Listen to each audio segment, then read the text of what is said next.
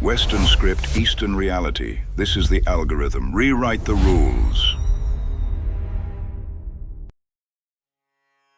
If you watched our previous episode, The Ghost Cities of Finance, you already know that the 2D economy, that mirage built on debt and digital illusions, is rapidly drying up. But today, January 11th, 2026, the formatting process has undergone a mutation. It has officially leaked from the virtual financial world into the very soil of reality. America is no longer waiting for the system to collapse slowly. The auditors in Washington have lost their patience. They aren't talking about interest rates or exchange rates anymore.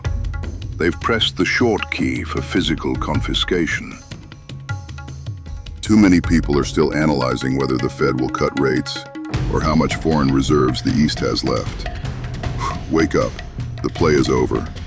When you see the Iranian Revolutionary Guard, IRGC, using megaphones on the streets of Tehran to beg the public to stop striking, you should realize that sovereignty has become worthless in 2026. The Iranian elites aren't thinking about a counterattack. They are busy figuring out how to package Khomeini's mausoleum and sell it to Trump for a luxury hotel. That is formatting. Turning your most sacred core assets back into raw data, then relisting them for auction. This collapse isn't an accident. It's a precision, global physical audit. On January 11th, 2026, reports confirmed that 12 US F-15E Strike Eagles have been deployed to the Middle East. Simultaneously, in Venezuela, the supposedly impenetrable Maduro regime was completely formatted by just 20 Delta Force operators in a staggering 180 seconds. One blast of a sonic weapon, and those elite bodyguards turned into a pile of paralyzed meat on the floor. Why? Because the hundreds of billions the East poured into these regions were built on a fatal assumption. They thought buying a dictator was the same as buying the future. They forgot that in this world, the final right of interpretation over any asset always belongs to the man with the biggest gun. Today, we are unveiling the 2026 physical liquidation list. Greenland, Venezuela, Colombia, and Iran. These four coordinates are the four dead knots in the East's global strategy. What America is doing now isn't trying to untie those knots. They are cutting them off with a blade. Why? Because the hundreds of billions the East poured into these regions were built on a fatal assumption. They thought buying a dictator was the same as buying the future. They forgot that in this world, the final right of interpretation over any asset always belongs to the man with the biggest gun. Today, we are unveiling the 2026 physical liquidation list. Greenland, Venezuela, Colombia, and Iran. These four coordinates are the four dead knots in the East's global strategy. What America is doing now isn't trying to untie those knots. They are cutting them off with a blade. January 2026, Venezuela. This was the most shocking scene of the Grand Reset. Nicolas Maduro, once shielded by layers of Putin's Wagner bodyguards and Cuban elite advisors, saw his regime's defenses evaporate in less than 3 minutes against 20 Delta Force operators. The surveillance grids and defense networks, built at the cost of hundreds of millions by Eastern experts, became instant scrap metal the moment the US activated the sonic pulse frequency. This is what we call dimensional overmatch. The East thought that by installing thousands of cameras and hundreds of data centers in Venezuela, they could secure their strategic oil terminals in South America. They missed one detail. You may build the hardware, but the underlying protocols always belong to the master. When Delta Force landed, Maduro's elite guards didn't fail because of a lack of loyalty. Their central nervous systems were simply forced to shut down by sonic weaponry. 180 seconds. That's all it took to pack Maduro into a crate. This wasn't an assassination. It was a message to the world. When America decides to audit the books in South America, no one gets to stay on the page. Maduro's fall triggered a catastrophic domino effect for Eastern assets.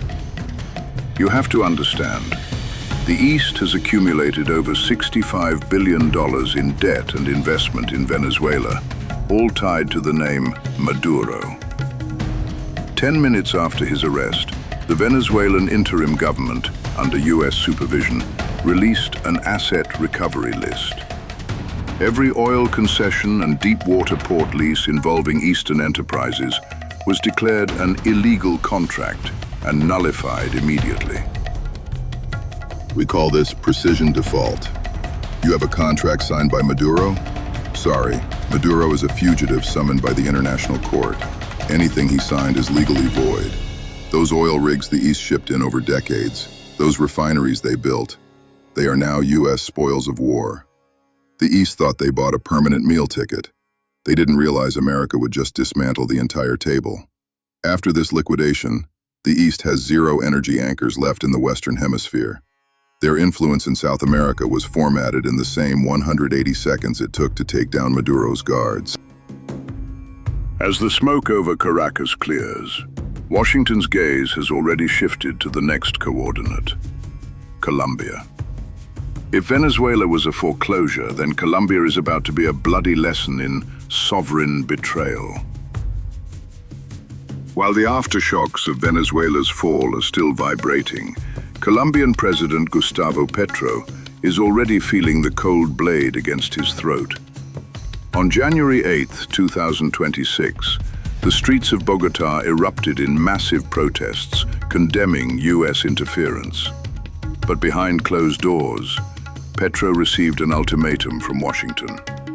Either tear up the Belt and Road Memorandum of Intent with the East, or Colombia becomes the next target for physical auditing. Petro is a clever man, but clever men often die of over-speculation. He thought he could play the balance, taking Eastern money to build railways while assuming America would still treat him as an ally. He was wrong. In 2026, America has discarded all diplomatic etiquette. As US F-15Es circle over Iran and Delta Force drags Maduro out of his palace next door, Petro realized one thing. Eastern promises are a distant water, but American missiles are a near fire. You think that transoceanic railway is the future? In the eyes of the auditor, that railway is just a pipeline for Eastern infiltration. It must be demolished before the first train ever runs. The US tactic is simple yet savage. Using failure to combat drug trafficking as a pretext, they threatened total sanctions on Colombia and hinted at direct law enforcement operations on Colombian soil. For Petro, this isn't a multiple-choice question. It's a survival game. If he refuses the US, Colombia's economy will be formatted into oblivion within 24 hours. This is the sovereign betrayal I'm talking about. Petro is finding out that every dollar the East gave him came with an uncollectible insurance policy. The 5G networks, the ports, the railways. The moment the US drops the sanction hammer, they all become viral assets that no one dares to touch. Colombia's pivot will be the fall of the final domino for the East in Latin America. Once the backyard is cleared, the East's global resource map is reduced to a single isolated island, the Arctic. And in the frozen expanse of Greenland, a cold war over rare earth minerals and the right to exist is heating up beneath the ice. America's ambition for Greenland is no longer a secret. While the world's eyes remain fixed on the smoke in the tropics, the coldest confiscation in history has already been completed in the Arctic Circle. Greenland, the frozen island that holds the pulse of global high technology, officially became a US strategic trusteeship in 2026. The East once believed that through massive mining acquisitions and infrastructure investments, they could transform this land into their polar Silk Road. The reality, however, is that the rules of the Arctic have always been set by icebreakers and long-range radar. Eastern strategists love to talk about economic infiltration. They thought that by buying up Greenland's rare earth rights, they could starve the US of the raw materials for F-35s and Teslas, forcing America to its knees to beg for mercy. They were dangerously naive. In the 2026 audit logic, a mining contract is just a scrap of paper. The US invoked the Defense Production Act under a national security emergency, deploying troops directly into Greenland. As for those Eastern-owned mines, they're sealed. You want to go in and move a single rock?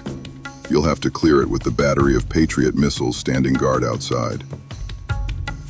This is resource eradication. The US didn't just seize physical assets. They forcibly dissolved every local joint venture tied to the East. Under crushing pressure from Washington, the Greenlandic government declared all mining leases involving non-democratic assets null and void. Overnight, the tens of billions the East poured into the Arctic became permanent bad debt, buried forever beneath the permafrost. Understand this. Whoever controls Greenland controls the next 50 years of the periodic table. America has turned Greenland into a gargantuan strategic safe, and the keys are held in the Pentagon. The East hasn't just lost South American oil. Their high-tech supply chain has been physically severed at the root. It's the feeling of slowly dying from hypothermia in the Arctic wilderness, watching your own blood freeze as you lose the power to resist. And while they freeze, the final fatal blow is being prepared in Iran. As the Arctic ice seals off the East's high-tech path, Iran, the final blood clot of the Middle East, becomes the last stage for the global liquidation. January 11th, 2026. As 12 F-15E Strike Eagles roar toward Iran, the world has finally realized one thing. The West is done playing the gentleman. For decades, the West attempted to maintain order through universal values, international law, and tedious trade agreements. But the cost of being civilized has become too high. Today, they have torn up the thick code of etiquette and decided to meet expansion with raw, calculated barbarism. This crisis in Iran is the ultimate hunt, designed to kill multiple birds with one stone. Why continue the gentleman's game? When you face an opponent who doesn't follow the rules, who only uses your civilization to steal and deceive, politeness is a form of suicide. The West has woken up. They aren't talking about the rule of law anymore. They're talking about survival. By clearing the Iranian blood clot, America isn't just physically severing the East's energy lifeline. They are telling the world, those strategic agreements, those $400 billion investments, if America doesn't recognize them, they are nothing but trash. The West is no longer interested in win-win. They are playing, I win, you zero. This liquidation isn't a single conflict. It's a systematic combination of blows. The US is using the collapse of Iran to harvest Middle Eastern resources, terrorize South American proxies, and lock down the Arctic routes, all at once. Every node in the East's global map is being uprooted in this ungentlemanly operation. The East thought they could buy out civilization with capital, but they forgot that the base coat of civilization is violence.